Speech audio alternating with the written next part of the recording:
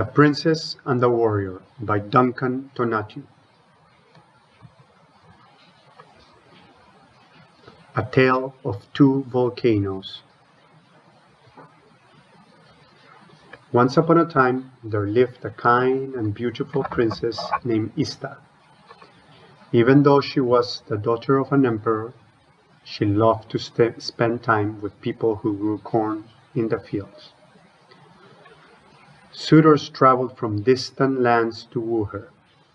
They presented her with rare and lavish gifts, such as quetzal feathers and turquoise necklaces. "No, thank you," Ista would reply. She was not interested in any of the suitors or their gifts. One day, a warrior named Popoka came to see her. "Princess, I know you have a kind and beautiful heart. I don't have expensive gifts to offer. But if you marry me, I promise that I'll love you for who you are."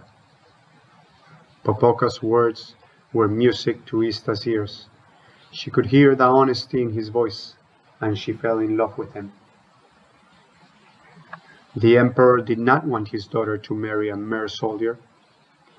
He wanted her to marry a wealthy and powerful ruler.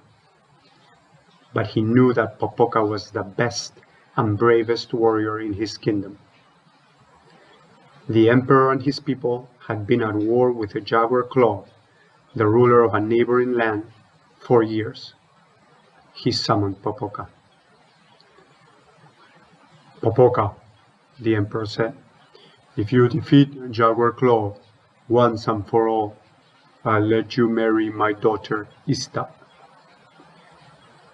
Popoka and Ista were overjoyed. Popoka gathered his most courageous men and marched to war. Slowly, Popoka and his men began winning battles. It was clear that they would soon defeat Jaguar Claw. Realizing this, Jaguar Claw devised a plan to steal from Popoka what the warrior cherished most. He bribed one of Popoka's personal messengers. "Tell Ista that Popoka has been killed, and offer her this potion to soothe her grief." "Everything is lost, princess," the messenger said sadly when he arrived at the palace. "Popoka and his men fought bravely, but they were defeated and killed." "No, that cannot be," cried Ista. She locked herself in her chamber and wept. That night, the messenger came to her room. "I know your heart is shattered as if it were made of glass," he said. "But take this drink, princess. It will help ease your grief." Ista took the poison and drank it all. Laying down on her mat, she fell into a deep sleep. The next day, before the first star appeared in the sky, Popoka defeated Jaguar Claw.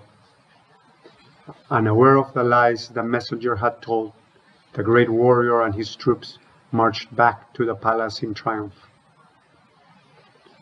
But when they arrived, they were met with disbelief. "Popoka," said the emperor, "one of your messengers told us you were dead." Ista was heartbroken.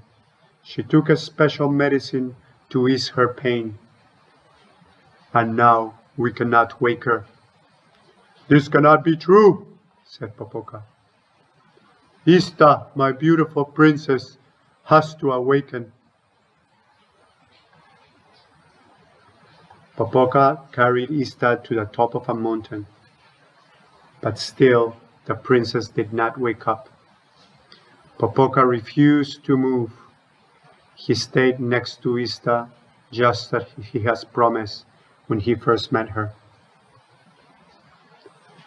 In time, where there once was a princess with her true love by her side, two volcanoes emerged. One is known as Iztaccíhuatl, or Sleeping Woman. The other one is known as Popocatépetl, or Smoky Mountain. Iztaccíhuatl continues to sleep, but Popocatépetl spews ashes and smoke from time to time, as if attempting to wake his sleeping princess.